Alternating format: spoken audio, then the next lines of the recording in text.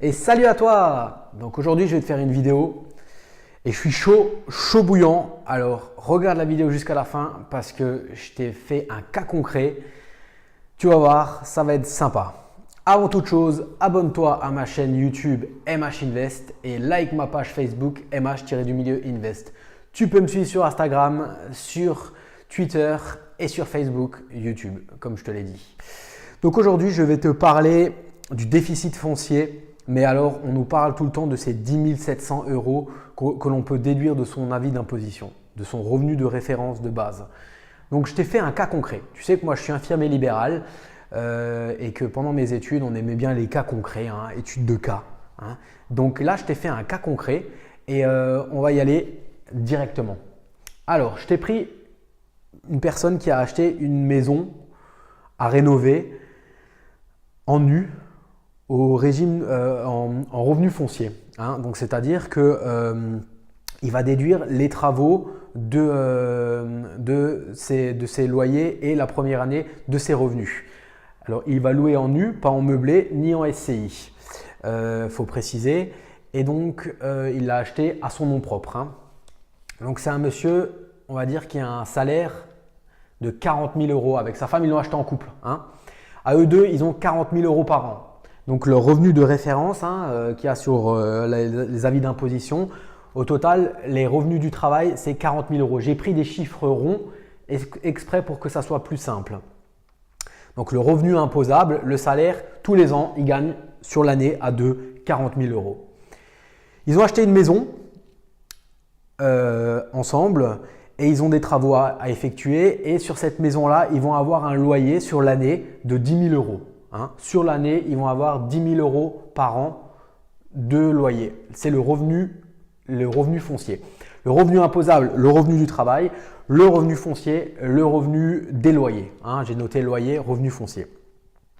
Là-dessus, ils sont intelligents. Ils ont fait un emprunt long sur 20 ans. Ils ont emprunté la totalité. Du coup, ils ont des intérêts d'emprunt de 2 000 euros par an. Tous les ans, ils remboursent 2 000 euros à la banque d'intérêt d'emprunt.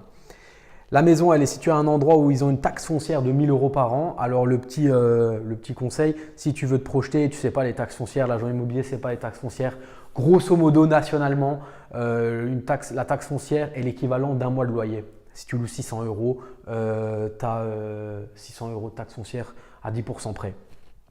Et ils ont une assurance, donc comme dans les dernières vidéos, je t'avais expliqué, assurance loyer de propriétaire non occupant. En tant que propriétaire et si tu loues une maison, il faut que tu assures les murs extérieurs.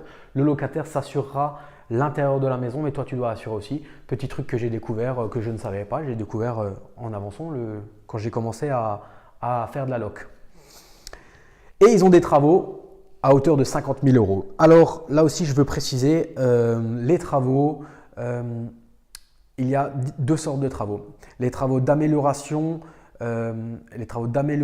c'était quoi? D'amélioration, d'entretien et de réparation sont déductibles. Les travaux de reconstruction, construction ne sont pas déductibles. Donc là, on part du principe, je t'ai fait une vidéo à ce sujet-là, je t'inviterai à la regarder. On part du principe que ces 50 000 euros de travaux sont des travaux déductibles. Ils changent la tapisserie, ils repeignent le plafond, ils changent les plafonds, ils refont toute l'électricité, ils changent la chaudière. Ils font tout faire, ça monte vite, 50 000 euros. On est d'accord? Alors, on va partir d'un cas concret pour du déficit foncier sur la première année.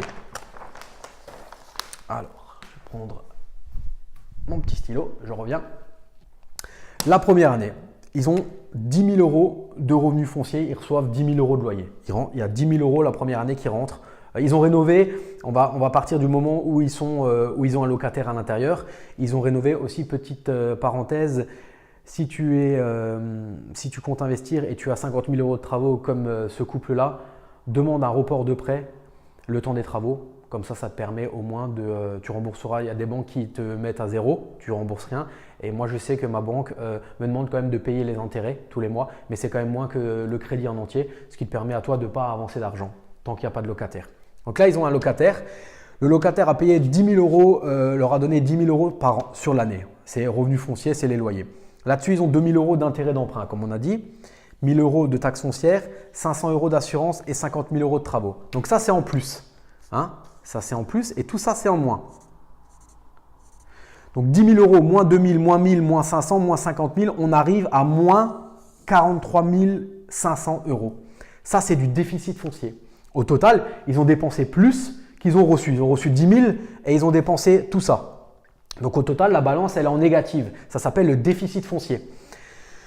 Ce déficit foncier-là, la première année, uniquement la première année, donc c'est là que le sujet aussi de ma vidéo, parce que même pour moi, c'était flou à un moment, hein, je ne comprenais pas.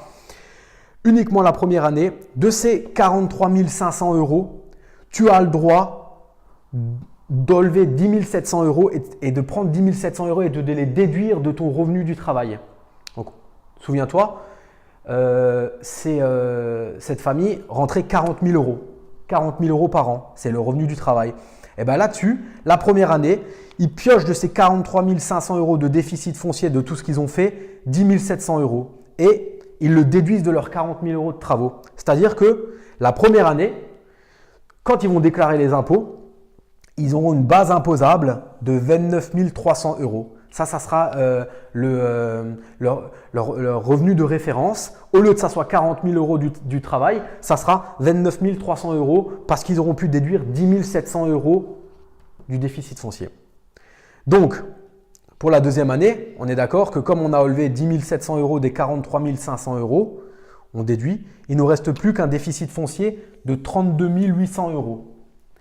Donc, pour la deuxième année, on est encore à moins 32 800 euros. Donc, on va partir sur la deuxième année. La deuxième année, on a toujours 10 000 euros de rentrée d'argent, plus 10 000. On a toujours les frais fixes, hein, intérêt d'emprunt, 2 000 euros, 1 000 euros taxes foncières, 500 euros assurance. Et là-dessus, on redéduit encore une fois les 32 800 euros. Donc, on est nouveau encore une fois en négatif. On est en déficit foncier de 26 300 euros. Par contre, cette année, on ne peut plus piocher 10 700 euros là-dedans et les déduire dans notre revenu du travail. C'est uniquement la première année et c'est comme ça. Tu ne peux pas le déduire la deuxième année. Donc là-dessus, ces 26 300 euros, on va les reporter à la troisième année.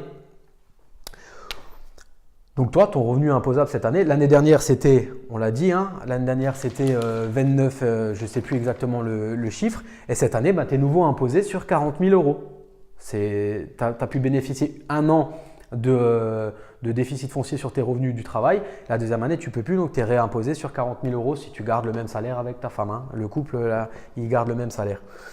Par contre, ils ont refait un déficit de 26 300 euros parce qu'ils ont encore des dépenses qui sont supérieures à leur rentrée. Donc ces 26 000 euros, ils vont les reporter la troisième année. Je ne te refais pas le calcul, c'est exactement pareil. Hein. Ils vont nouveau avoir 10 000 euros de loyer, de rentrée d'argent. Ils vont nouveau avoir 2 000 euros d'intérêt d'emprunt. Ils vont nouveau avoir 1 000 euros de taxes foncières. Ils vont nouveau avoir 500 euros d'assurance. Et ils vont avoir moins 6 000 euros. Comme ça jusqu'à ce qu'ils arrivent à zéro. Et le jour où ils n'auront plus de déficit foncier, eh ben, ils seront à l'année où… Je ne sais plus, je n'ai pas calculé, mais on va dire 5e, 6e année. Le jour où il n'y a plus de déficit foncier, eh ben, ils vont avoir 10 000 euros de loyer, 2 000 euros d'emprunt, d'intérêt d'emprunt, 1 000 euros de taxes foncières et 500 euros d'assurance. Mais là, on a vu que là, la rentrée d'argent est supérieure aux sorties.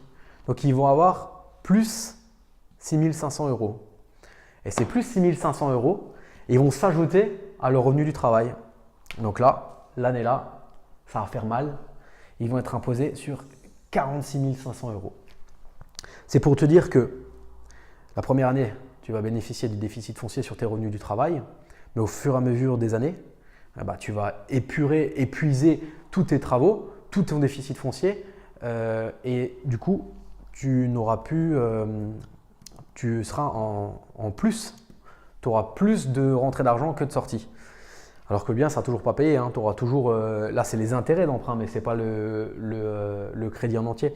Et surtout, les impôts vont calculer tes impôts pas sur ton travail, pas que sur ton travail, sur tes 40 000 euros, mais plus les 6 500 euros de rentrée d'argent que tu n'as pas parce que tu as fait un crédit. Donc, il faut que tu rembourses la banque. D'où l'objectif aussi de faire un crédit long. Moi, je fais en moyenne 20 ans, ce qui te permet d'avoir quand même des intérêts d'emprunt assez conséquents et une mensualité plus basse aussi. Le loyer couvre généralement 70% du crédit. 70% du loyer couvre le crédit. Donc, qu'est-ce qu'on fait là maintenant là? On a 46 500 euros. Putain, on a travaillé, on a gagné 40 000 euros, mais on est imposé sur 46 500 euros alors qu'on ne les a pas. Eh ben, on recommence. On recommence. C'est ce que moi je fais en fait. Hein. C'est peut-être une fuite en avant, mais je recherche un bien à rénover et je refais des travaux. Et cette fois-ci, je vais avoir un deuxième bien. Mais cette fois-ci, le deuxième bien, mes travaux, ils vont aussi annuler ces 6 500 euros.